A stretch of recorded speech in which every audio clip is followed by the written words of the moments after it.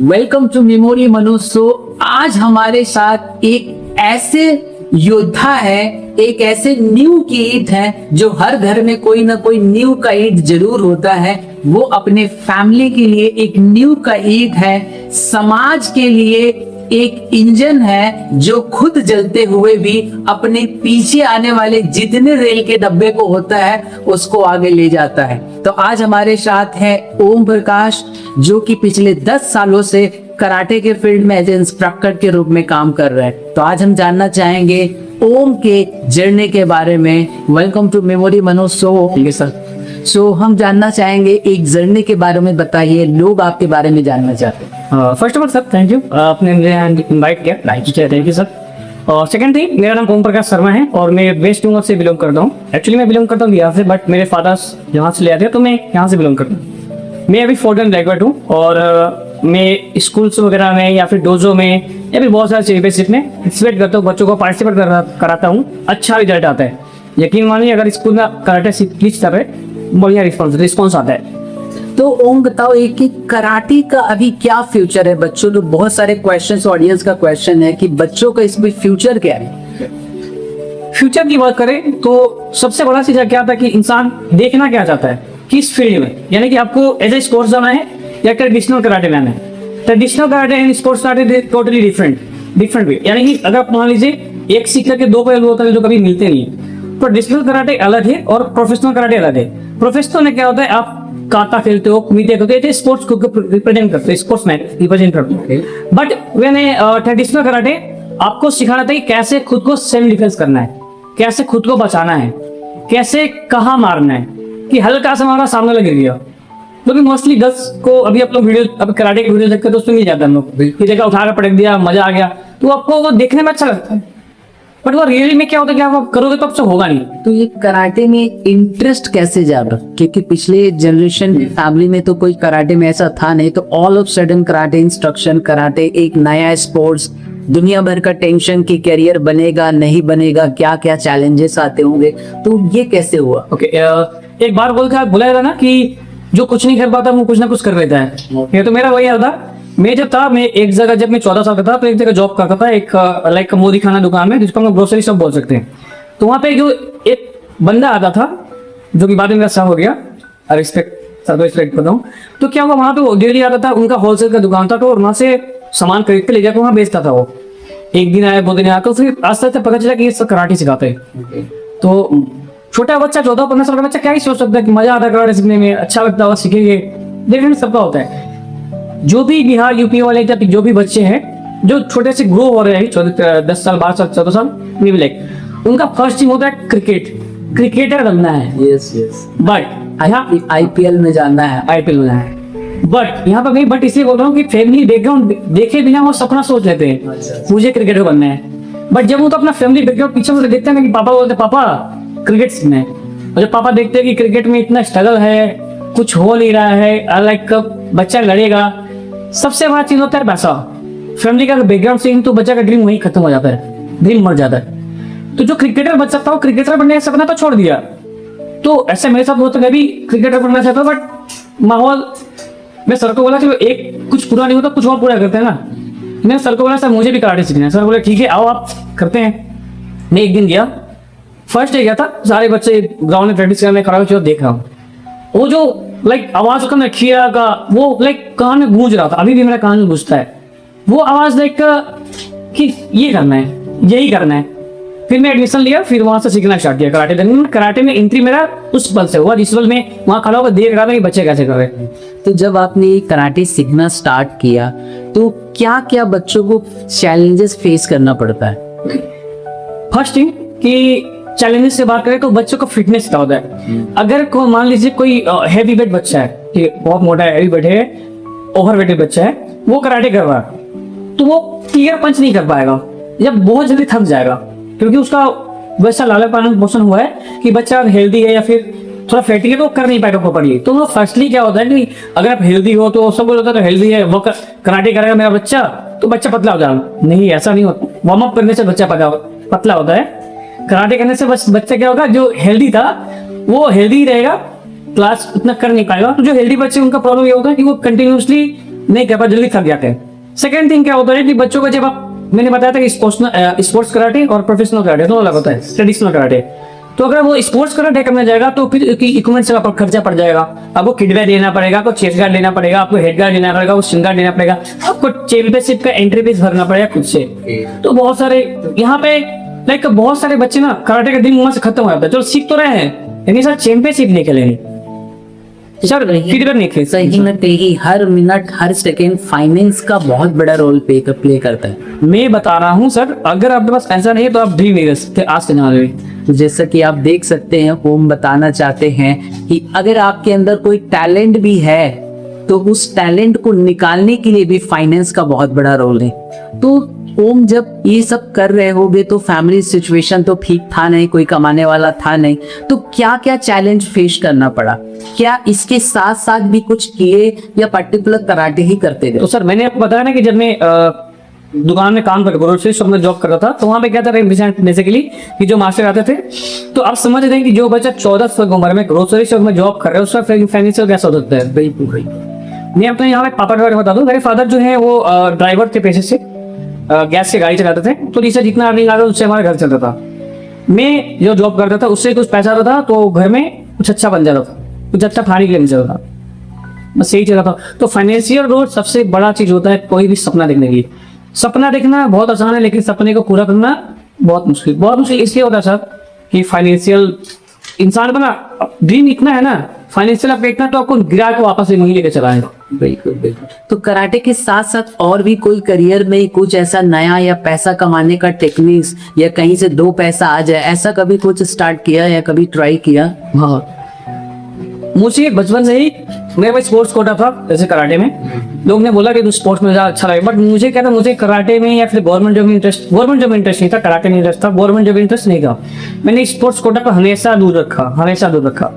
अभी समझ में आ रहा है कि मुझसे कितनी बड़ी गलती हो गई। इसको क्वेश्चन को साइड रख के नेक्स्ट क्वेश्चन था, जैसे कि आपने पूछा कि आपका अलग कुछ किए करिए। हाँ, मैंने किया था।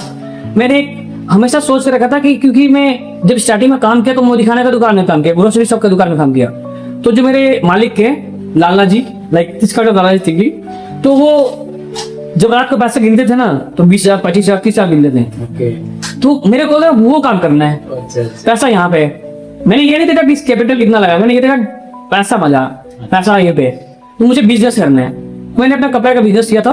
कपड़े का बिजनेस करने 2 साल मस्त बिजनेस चला। बोलते हैं ना सर, अगर आप काम करके कितना ही कमा लोगे, 1,000 रुपया 2,000 रुपया डेली का, बट अपना बिजनेस रहेगा सर उससे 10 गुना कमा लोगे। बिल्कुल मजा आएगा सब काम करने में।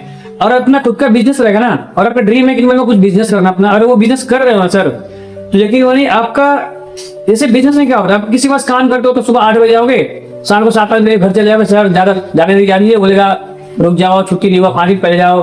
कितना बात सुनना पड़ता है। एब्सेंट लेने के लिए तो बोलना पड़ेगा सर मैं कल नहीं आऊंगा, आपको बोलेगा सर ऐसे कैसे दुनिया तुम्हारा काम कौन करेगा, पर वो नहीं है तो कोई ना काम कर लेता है उसका, बट वो बोला जाता है। ज्यादा एब्सेंट हो तो काम से भी निकाल दिया जाता है। बट जब अपना काम होता है तो आदमी उस समय ये नहीं सोचेगा कि मुझे नहीं जाना है, उस समय सोचेगा 8 बजे का दुकान खुलता है तो मैं 6 बजे दुकान खोलूंगा। 2 घंटा जो दुकान सबका बंद है मेरे घर में, उसका कस्टमर भी मेरे पास आया। तो ओम, जैसा इलॉन मस्क एक बहुत अच्छी बात कहते हैं, वो कहते हैं starting a business like eating a glass, because business entrepreneur, I am also into entrepreneur, तो मुझे पता है क्या क्या फेस करना पड़ता है, फंड, टीम, लोग, नेटवर्क। तो इनिशियली तो वो फंड होगा नहीं, तो फंड को कैसे मैनेज किया? सर फंड देखिए, अगर आप डाउनफॉल इंसान है, अगर आप ग्रोथ करना चाहते हो तो सपना देखना सबसे इजी होता है, और सपने को रियल लाइफ में जिया ना सर बहुत हार्ड होता है। जब मैंने दुकान किया तो हम दुकान करने में बहुत सारे फाइनेंशियल प्रॉब्लम है, तो मैंने फाइनेंशियल प्रॉब्लम को सॉल्व कैसे किया कि जिससे मेरे कोई जान पहचान के कलीग है उनसे कुछ पैसा ले लिया, मेरे जो दोस्त है उनसे ले लिया, अभी भी कुछ पैसा अमाउंट कम पड़ा तो मैंने बैंक से लोन ले लिया, 5 लाख 6 लाख का जो भी गवर्नमेंट लोन मिलते हैं वो ले लिया बिजनेस करने के लिए। तो वहां से मैंने फंड को इकट्ठा किया। अच्छा, somehow you handle। मैंने ऑर्गेनाइज किया सब कुछ क्योंकि किलो ये करना है। सो जैसा कि आप देख सकते हैं कि कराटे भी कर रहे हैं और कराटे में बहुत मेहनत लगता है और उसके साथ बिजनेस भी करना, it's really amazing and hats off two of for doing all this. अच्छा ओम, एक बात बताइए, जैसे कि कुछ लोग कराटे भी कर लिए और आप मास्टर भी बन चुके हैं, तो मास्टर बनने के लिए या मास्टर्स बनने के बाद क्या क्या चैलेंजेस फेस करना पड़ता है? सर देखिए, अगर आप चैलेंजेस की बात करें तो एज ए मास्टर्स आपको बहुत कुछ फेस करना पड़ेगा। सबसे बड़ा चैलेंजेस क्या होता है कि आप किसके साथ जुड़े हैं। अगर मैं कराटे जैसे सिखा रहा हूँ तो मैं बच्चे को जो भेज दिया, ग्रेजुएशन होता है, एग्जाम होता है, बेल्ट एग्जाम, जो कि साल में 2 बार होता है, 6-6 महीना पे। ये एग्जाम्पल मैं ऐसा दे रहा हूँ कि अगर आप येलो बेल्ट बच्चा है तो वो ऑरेंज बेल्ट होगा एग्जाम देने के बाद। अगर एग्जाम में पास होता है तो एग्जाम में वो आता है तो आपको बच्चे को सिखाया जाता है 6 महीना। उसके बाद एक आपका और एग्जामिनर आता है, वो बच्चे का एग्जाम लेता है। एग्जामिनर कौन होता है? जो आपसे हेड है या फिर आपका एसोसिएशन का है वो। अगर आप एज ए टीचर अगर किसी गलत एसोसिएशन में जाते हैं जो कि गवर्नमेंट से एफिलिएटेड नहीं है, तो आपके साथ साथ आपका बच्चा का फ्यूचर भी डार्क, क्योंकि आप जो सर्टिफिकेट उसको दे रहे हो ना, बच्चा को लगेगा सर्टिफिकेट का वैल्यू बहुत है, लेकिन सर्टिफिकेट का वैल्यू 0 होगा। वो जस्ट लाइक कागज का पन्ना होगा। तो अगर मैं एज ए मास्टर अपना फ्यूचर अगर नहीं संभाल पा रहा हूं तो मैं बच्चे को समझिए कैसे संभाल पाऊंगा। तो इसलिए इंपॉर्टेंट ये है कि किस एसोसिएशन से जुड़ना है, ये इंपॉर्टेंट रखता है कि वो एसोसिएशन नेशनल लेवल का एसोसिएशन से जुड़ा है कि नहीं। सो जैसा कि आप देख सकते हैं कि एक बंदूक में जितनी गोली होता है वो उतने को मारता है, लेकिन अगर कोई टीचर दिल से काम ना करे तो 3-4 जनरेशन को मारते हैं। नहीं सर, इसलिए right mentor, right teacher, right masters का चुनना बहुत जरूरी। हम जानेंगे कैसे ओम की ये राइट मास्टर्स है या राइट एसोसिएशन है। जब आप ग्राउंड लेवल में होगे, यानी जैसे अपने जैसे बिगिनर से मैं बहुत बात कर रहा हूँ, इससे मैं फर्स्ट टाइम इलेक्टेड हुआ एज ए मास्टर डिग्री मुझे मिल गया। तो मैं किसके साथ का, जो मेरे एसोसिएशन थे मैं उनके साथ थी। उससे मैं किसी भी मास्टर का वो थिंकिंग नहीं होता कि इसके ऊपर मैं सोच पाऊँ, ठीक है।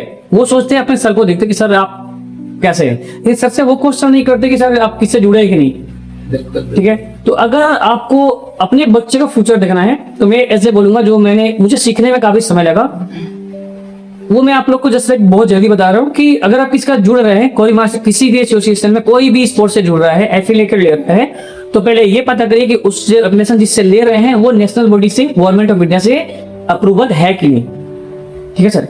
अगर अप्रूवल नहीं है तो वो बंदा कुछ नहीं कर पाएगा। आपके साथ साथ आपके बच्चे के साथ भी आप धोखा करो। तो आप कहना चाह रहे हैं कि बहुत सारे फेक एसोसिएशन नाम भी लोग बनाकर अपना काम चलाते, डेफिनेटली, जो कि पेरेंट्स को पता नहीं होता और बाद में पता चलता है कि अभी तक जो हुआ टोटली टाइम वेस्ट किया। पेरेंट्स को सर कुछ नहीं पता होता है। पेरेंट्स को बस ये पता होता है मेरा बच्चा कराटे सीख रहा है, मेरे बच्चे ने सर्टिफिकेट जीता, मेरे बच्चे ने ये चीज में पार्टिसिपेट किया था, मेरे बच्चे ने फर्स्ट आ गया।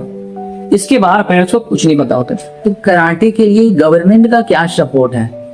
कैसे गवर्नमेंट सपोर्ट में बोलूं तो जैसे मैं वेस्ट बंगाल से बिलोंग करता हूं, तो वेस्ट बंगाल में क्या है कि इससे पिछली वाली सरकार जो थी हमारी, वो काम कर रही थी एज ए गर्ल्स के लिए, एज ए स्कूल्स के लिए, गर्ल्स के लिए उन्होंने काफी अच्छा काम किया। जैसे मैं बोल रहा हूँ, हाँ मैं एग्जांपल दे रहा हूँ, जैसे मैं गवर्नमेंट ऑफ इंडिया का रानी लक्ष्मीबाई प्रोजेक्ट एक गया था काम करने के लिए। उसमें क्या होता है, सारे स्कूल में जाना है, आपको जितने स्कूल अलॉट हो रहे हैं उस स्कूल में जाना है, बच्चों को गर्ल्स, बेसिकली गर्ल्स स्कूल में जाना है, उन गर्ल्स को जो कि 7 साल से लेके 15-20 साल तक की है, 22 से 25 साल तक की है, सारे गर्ल्स को कराटे सिखाना है। तो गवर्नमेंट का सोच रही है ना बच्चों के, बच्चे सेल्फ डिफेंस ये कितना इंपॉर्टेंट है। हमारा एक ही मकसद होता है कि अगर मैं बच्चे को 50 या 60 बच्चे, 500 बच्चे को कराटे सिखा रहा हूँ, अगर उसमें से एक बच्ची भी खुद को बचाकर निकल गई, गलत सिचुएशन से निकल गई, मेरे लिए वो काफी कीमती होता है। बिल्कुल बिल्कुल, ये सबसे बड़ी बात है कि आज के डेट में सबसे बड़ी सुरक्षा खुद की सुरक्षा है। तो ओम, ये तो फिलहाल कराटे के बारे में हमने बहुत कुछ जाना। कराटे के अलावा भी लाइफ में बहुत सारे ऐसे डाउनफॉल होते हैं, तो हमारी ऑडियंस ये जानना चाहती है कि ओम का सबसे बड़ा डाउनफॉल अभी तक का क्या था? सर डाउनफॉल की बात करूं तो एक होता है ना कि एक समय के पहले, अगर मैं डाउनफॉल की बात करूं तो मुझे उससे पहले थोड़ा बात करना पड़ेगा। उसके पहले 5-6 महीना भी, अभी 2 साल पे क्या हुआ, वो मेरे लिए वो लाइफ डाउनफॉल से जुड़ा हुआ है। तो पहले मैं उस पर बात करना, ठीक है। जब मैं दुकान क्या था, मेरे साथ सब थे, मेरे फ्रेंड थे, 10-12 फ्रेंड थे मेरे, जो कि मेरे कलीग थे। मेरे रेल में दुकान पे आते थे, चाय पीते थे, मस्ती करते, खाते थे बैठ के, हम बिरयानी खा रहे, मजे कर रहे। दुकान अच्छा चल रहा था, कोई प्रॉब्लम नहीं था मेरे को। वो भी अपना भी वो खिलाते थे, कहीं नहीं खिलाता था। मैं उनका ऐसे फ्रेंड है सर, मैंने उनको 1-1.5 लाख देकर फेल किया।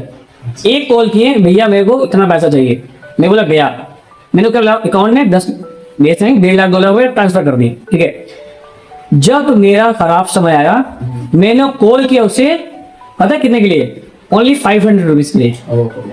मेरे को बोला जा रहा है कि मेरे पास पैसा थोड़ी ना है, जो कि अगला का मुझे पता है 70 से 80 हजार रुपए रिटर्न और हर महीने का उसका एक अमाउंट आता है 70-80 हजार रुपए का।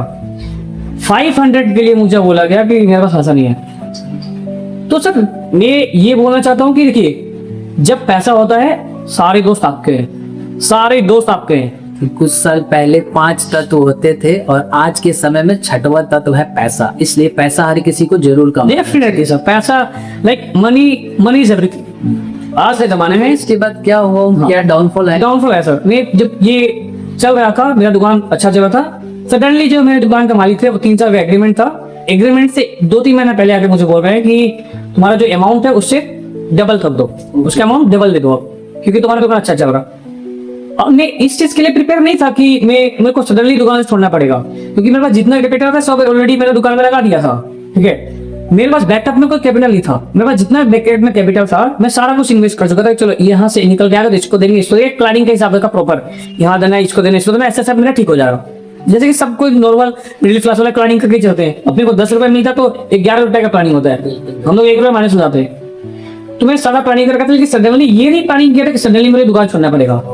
और वो जो दुकान खोले छोड़ने का समय आंसर यकीन मानिए वो मुझे इतना कुछ सिखा दिया ना। अगर मैं ओम प्रकाश यहाँ बैठा ना तो वो उस सिचुएशन से निकल के बैठा है, अगर मैं नहीं निकला तो आदमी यहाँ होता नहीं। मैंने जस्ट लाइक दुकान छोड़ा, ये तो मैं सोच नहीं पाता कि मैं दुकान क्यों छोड़ रहा हूँ, बट मेरे को सोचने का समय लग गया, 1 महीना में सोचने में लग गया कि मेरे साथ हो क्या रहा है, सडनली कैसे कुछ खराब हो गया। दुकान छोड़ा, दुकान छोड़ने के बाद लाइक मैं वो था कि डिप्रेशन। मैं ऐसा बंदा था, लोग को मोटिवेट करता था कि भाई तू कर लेगा, तू ही करेगा, कोई नहीं, तू ही करेगा, तू कर लेगा, और वो कर लेता था। लोग बोलते थे डिप्रेशन चले गया, भाई बोलते थे जा यहाँ से, डिप्रेशन कुछ होता ही नहीं। बट एक होता है ना तमाशा मारना कि देख ऐसा होता है, तो भगवान ने मुझे एक तमाशा मारा, बोला देख रियलिटी ये है। मैं गया डिप्रेशन में 6 महीने के लिए। अच्छा, स्टार्टिंग कहाँ से हुआ, मेरा दुकान डाउनफॉल हो गया। मैं जो EMI भरता था, जो बैंक से लोन लिया था, जिसको इंटरेस्ट पे पैसा लिया था, उसको मैंने बोला था कि तुम्हारा इतना इतना देने पैसा दे दूंगा। 2-3 फ्रेंड थे, उनसे लेकर रखा था, इतना नहीं दे दूंगा। मैं 1 रुपया किसी को नहीं दे पाया। अब यकीन मानिए देखिए, जब सब अच्छा चलता है ना सब आपके साथ होते हैं, बिल्कुल। लेकिन जब बुरा होता है तो कोई साथ नहीं रहता है, अपने दोस्त ना आपके दुश्मन बन जाते हैं।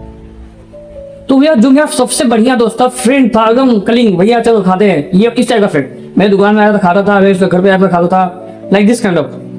वो बंदा मेरे को टॉर्चर करने स्टार्ट कर दिया, भाई तू ऐसा पैसा दे, पैसा दे करने बोला कि भाई देख मेरा ऐसा सिचुएशन चल रहा है। उसको पता है कि सिचुएशन क्या है, फिर भी मतलब इस समय आप माइनस से माइनस में आ चुके। माइनस से माइनस में जा रहा हूँ। ठीक है, बैंक का EMI बाउंस हो रहा था, दोस्त का पैसा नहीं दे पा रहा था, एजेंसी लिया था उसका पैसा नहीं दे पा रहा था, बहुत ज्यादा से छोटा अमाउंट था उसका पैसा नहीं दे पा रहा था, तो सारा जा था मेरा। और जब आपके आंख के सामने आपका ड्रीम कोलैप्स होता है, मैंने जैसे आपको पहले बताया कि मेरा ड्रीम था बिजनेस करना, क्योंकि मैं गल्ला में पैसा देखता था, गिरता था, मैं लालची, तो मैं सोचा यही करना है और मैं कर रहा था। जब आपका ड्रीम आपके आंख के सामने कोलैप्स होगा ना, आप यकीन मानिए जीने लायक नहीं बचेंगे, आपको होपलेस रहोगे कि भैया इसको देना है, इसको देना है, इसको देना है, इसको देना है, मैं किसको दूंगा, मेरे पास 0 रुपया है, सारा खत्म, आपके सामने दुकान क्लोज, सारा इनकम ऑफ सोर्सेस 0। मैं गया डिप्रेशन में। मैं जो दूसरे को बोलता था डिप्रेशन कुछ नहीं होता, मैं खुद गया डिप्रेशन में। मैं हर सिचुएशन का, हर इंसान का डिप्रेशन का फेस अलग होता है।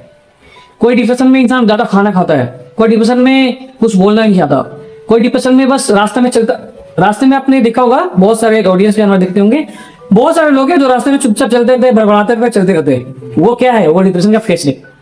वो एक अलग लेवल का फेस है डिप्रेशन का।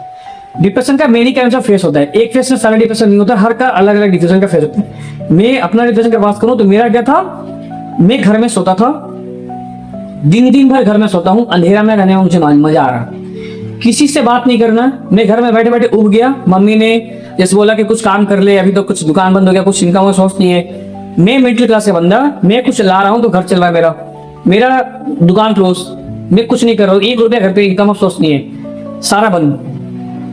अगर आप घर के एक लोग बड़े बेटे हो, जब बड़े बेटे या फिर छोटे बेटे भी हो, तो अगर आप कमाओगे नहीं तो घर में एक सडनली एक सिचुएशन, एक टाइम के बाद बोला जाएगा कि भाई तू कुछ कर ले। बिल्कुल बिल्कुल, वो बोलना जायज भी है, क्योंकि घर अगर कुछ कमा के नहीं दूंगा तो घर कैसे चलेगा। हाँ, जिम्मेदारी, हाँ जिम्मेदारियां। तो वही कमाना कुछ दे रहा था, घर पे पड़ा रहता था, तो मम्मी भी बोलती थी कि कुछ कर ले, कुछ कर ले। अब मैं कुछ सोचता था कि हाँ कुछ करूंगा, बट क्या करना है मैं सोच नहीं पा रहा था, मैं थिंकिंग ब्लॉक हो गया था। जैसे मैंने बताया हर सिचुएशन डिप्रेशन का अलग होता है। मेरे में क्या था, मैं थिंकिंग ब्लॉक था, मैं कुछ सोच नहीं पा रहा हूँ, मैं बस सोच रहा हूँ लेकिन क्या सोच रहा हूँ मुझे नहीं पता। मैं मेरे घर बगल में, घर के बगल में ग्राउंड है, वर्कशॉप ग्राउंड है, बहुत बड़ा ग्राउंड है, ठीक है। बचपन में उसमें क्रिकेट खेलता था खुशी खुशी, उसी ग्राउंड में जाके मैं चुपचाप बैठा रहता था 10 घंटा 12 घंटा चुपचाप बैठा हूँ, ना कोई कॉल आ रहा किसी फ्रेंड का, कुछ भी नहीं आ रहा। मैं अपना फोन देख रहा हूँ कि सब सारे दोस्त कहाँ चले गए, कॉल क्यों नहीं आ रहा, ये तो मेरा बेस्ट फ्रेंड था ना, ये कहाँ गया, किसी का कॉल नहीं आ रहा। इसके बाद जिसको देना था वो मेरे को टॉर्चर करना स्टार्ट किया। जैसे बैंक का होता है तो बैंक का अलग का चोचलाबाज होता है, पता है मुझे। जब तक बैंक को दे रहे हो, बैंक आपका दोस्त है, बैंक को देना बंद कर दो, बैंक आपका सबसे बड़ा दुश्मन।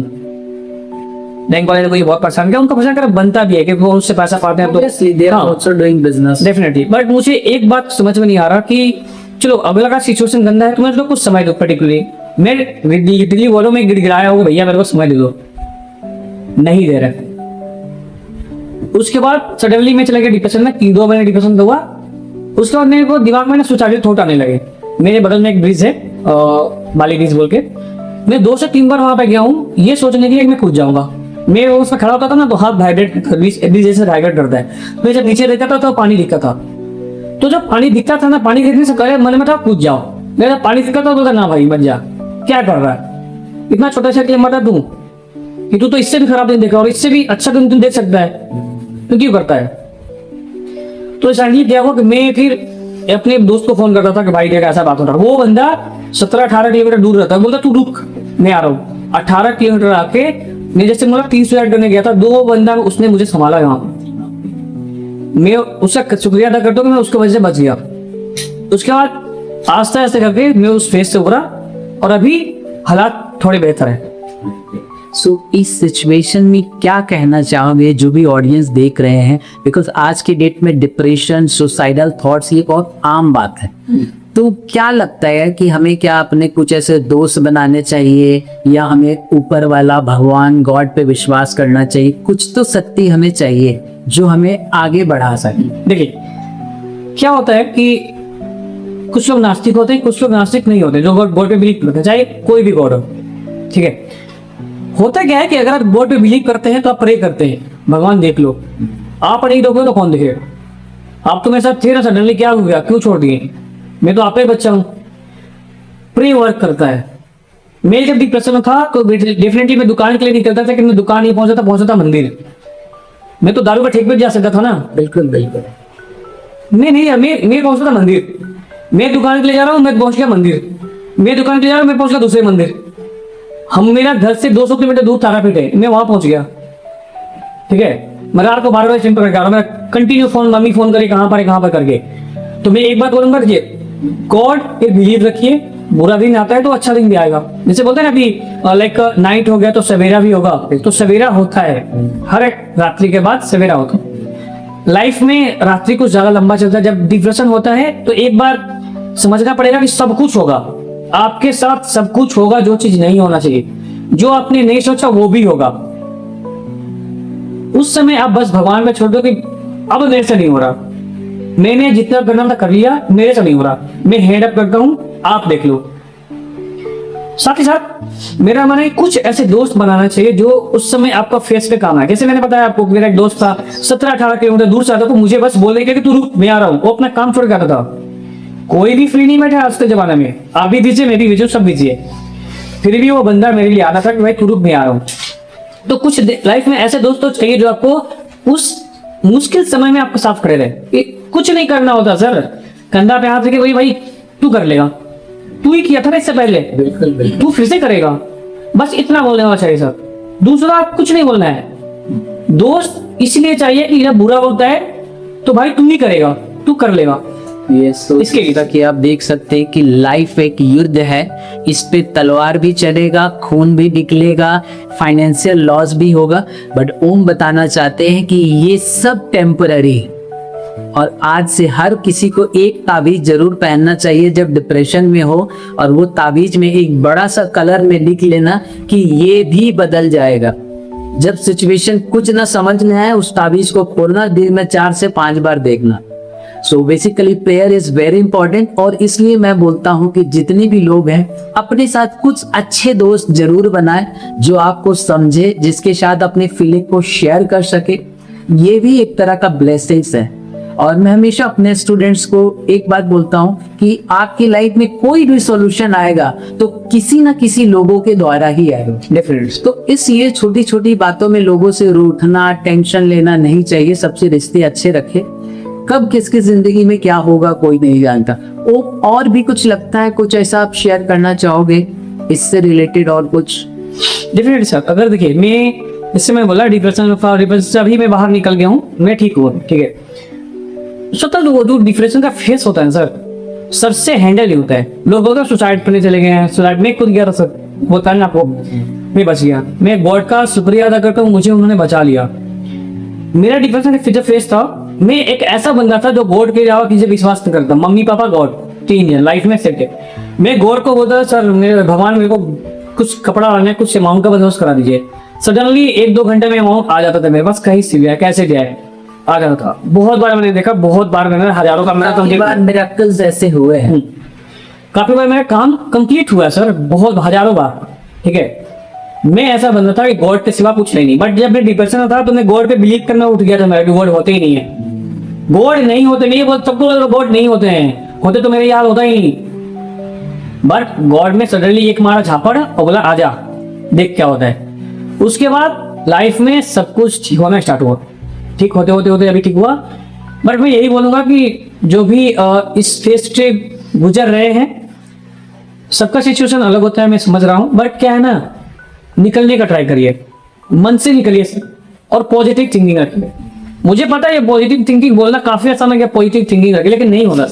100%। अगर किसी को भूख लगे तो उसको खाना दो, उसको ज्ञान मत दो। बिल्कुल बिल्कुल। ठीक है सर। तो उस समय जब डिप्रेशन में हो तो उसको निकालो डिप्रेशन से। जो साथ खड़े रहो, उसको बोलो तू अच्छा रहेगा, तू कर लेगा, जो भी हो सके उसको डॉक्टर के पास ले जाओ, जो डॉक्टर्स के हिसाब से दवा वगैरह हो वो करो, तो ताकि वो जल्दी ठीक हो। तो जैसा कि आप देख सकते हैं कि ओम की जिंदगी एक योद्धा की तरह अप्स एंड डाउन से भरी पड़ी है। सो हम ओम का दिल से धन्यवाद करना चाहेंगे और ऑलवेज प्रे टू गॉड कि ओम जल्दी जल्दी अपनी जिंदगी में सक्सेस हो जाए और जो भी काम कर रहे हैं उनमें इनको भगवान ऊपर वाली सफलता दे। और उसके लिए मैं दिल से थैंक यू करना चाहूंगा। And thank you so much Om, thank you for the coming.